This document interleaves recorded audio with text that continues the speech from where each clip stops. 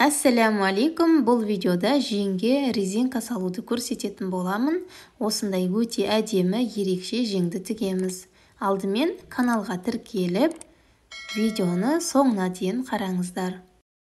Бізге жеңіміз және осындай 0,5 сантиметрлік резинка қажет болады. 1 сантиметрлік резинка алсаңыздар да болады.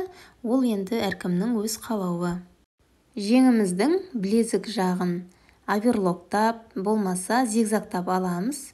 Содан кейін төменге қарай 6 сантиметрді белгілеп, түзеу сызықпен қосып, сызып шығамыз.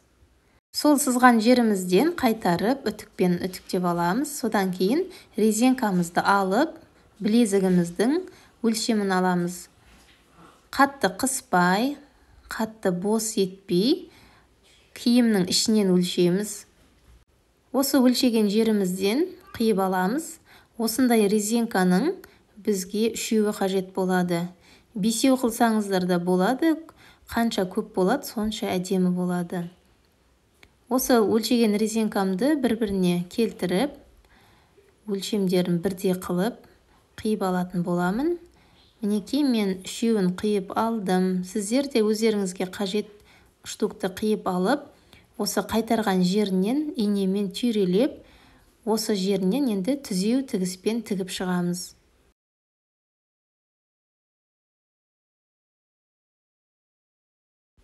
Енді резинкамды осы жерге қойып, өлшемін алып аламын. Қатты бос емес, осылай дәл қасынан белгі келтіремін. Осылай өлшеп, 5 сызықты орнын белгілеп аламын. Сол сызықтардың ішіне қазір резинкамызды тігетін боламыз. Мінекей осылай сызықтарды ұзын етіп сызып аламыз. Енді тура осы сызғанымыздың үстінен тігіс жүргіземін. Барлық сызған жерлерімізді түзеу тігіспен тігіп шығамыз.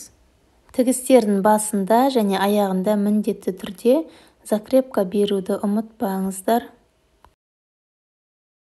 Енді осы тігістердің ортасынан резинкамызды өткізетін боламыз.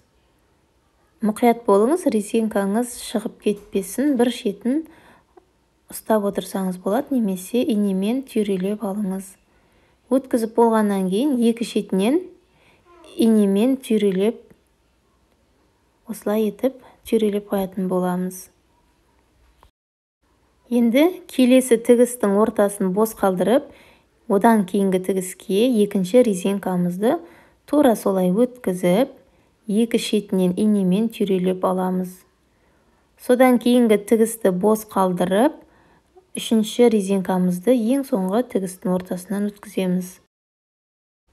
Осылайша үшеуінде 3 резинкамызды өткізіп аламыз. Содан кейін екі шетінен инемен түйрелеп қоямыз. Каналға тіркеліп, лайк басып, достарыңызға таратып, пікір жазып, қолдау білдіріп отырыңыздар. Сіздердің қолдауларыңыз маған келесі видеоны түсіруіме шабыт береді. Осылай резинкаларымызды өткізіп алып, содан кейін инемен жан жақтарынан түйрелеп қойғаннан кейін, енді оң бетімен оң бетін бір-біріне қаратып, жан тігісін тігіп шығамыз. Және міндетті түрде оверлоктап немесе зигзаг тігіспен тігіп аламыз. Осы жерде тігістеріңіз бір-біріне тура келуі керек, соны мұқият болыңыздар. Жанынан 1 сантиметр қалдыра отырып, түзеу етіп тігіп аламыз. Басында және соңында міндетті түрде закрепка беруді ұмытпаңыз.